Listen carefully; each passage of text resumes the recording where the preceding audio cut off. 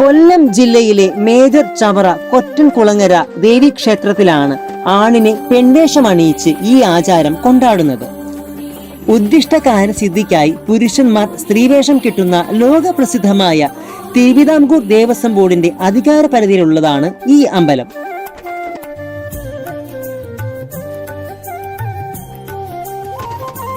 സ്ത്രീ സൗന്ദര്യത്തിന് പുതുപുത്തൻ ഭാവങ്ങൾ പകർന്നുകൊണ്ടാണ് പുരുഷന്മാർ അഭിഷ്ടസിദ്ധിക്കായി ഇവിടെ എത്തുന്നത്.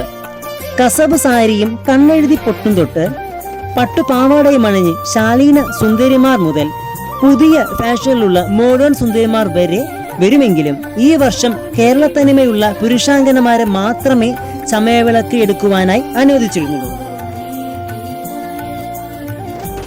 സ്ത്രീയായി ജീവിക്കാൻ ആഗ്രഹിക്കുന്ന പുരുഷന്മാർക്ക് വാക്കിലും നോക്കിലും സ്ത്രീയായി മാറി സമൂഹത്തിൽ പാരകലകം കിട്ടുന്ന അസുലഭമായ മായാലോകമാണ് ഈ 2 ദിവസം.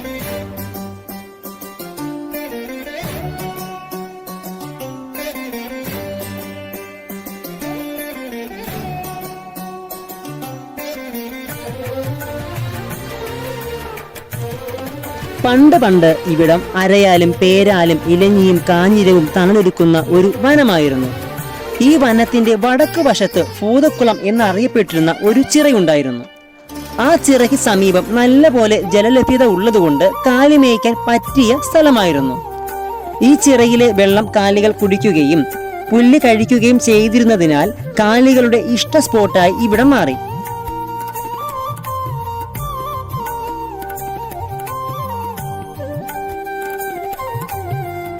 അങ്ങനെയിരിക്കെ ഒരു ദിവസം കാലിമേയ്ക്കാൻ വന്ന ഒരു കുട്ടിക്ക് ഇവിടെ നിന്നും ഒരു തേങ്ങ കിട്ടുകയുണ്ടായി.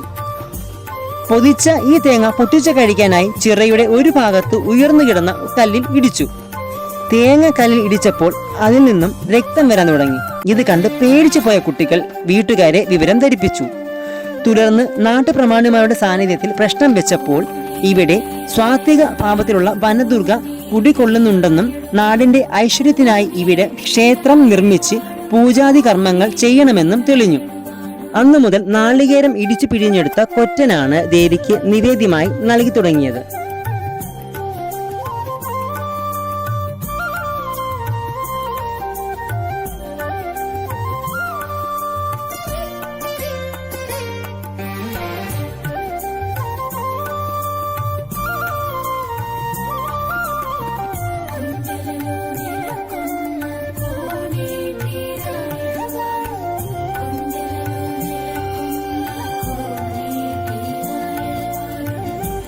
ദേവീ പ്രീതിക്കും ഭഗവത് ചൈതന്യം വർദ്ധിപ്പിക്കുന്നതിനും വേണ്ടി താലപ്പൊലി അത്യന്താപേക്ഷിതമായിരുന്നു.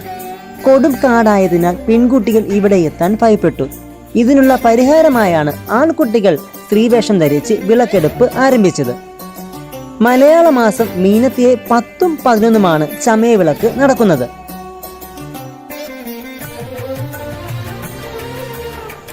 ദേവി സാന്നിധ്യം കണ്ട ശിലയ്ക്ക് ചുറ്റും കുരുത്തോല പന്തൽ കെട്ടി വിളക്ക് വെക്കുകയും ചെയ്തു. ഇതോടെയാണ് അമ്പലത്തിന് കൊറ്റൻകുളങ്ങര എന്ന പേര് വന്നത്.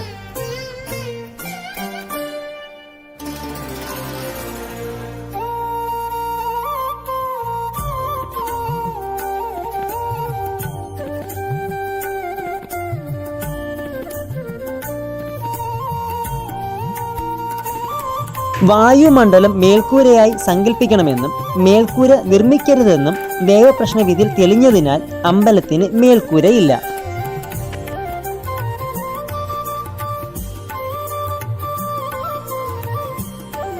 മഞ്ഞും മഴയും വെയിലും തണുപ്പും കാറ്റുമെല്ലാം ദിവ്യമായ ഈ ശിലാവിഗ്രഹത്തിൽ വീഴുന്നു.